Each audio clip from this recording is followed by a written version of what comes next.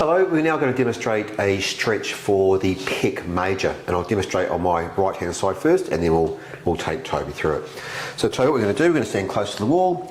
We're going to have our one leg forward, one arm on the wall at approximately 9 degrees with your palm flat, and the arm on the wall will match the leg that's in front.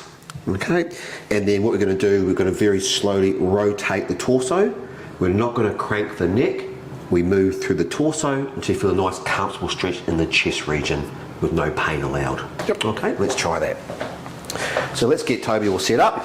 So he's close to the wall, as you can see, his front leg's forward, his arm is flat on the wall, his palm flat on the wall, and he's gently going to rotate his torso away from the wall until he feels a nice light to moderate stretch. Can't be, no pain allowed. How's that stretch feeling, mate?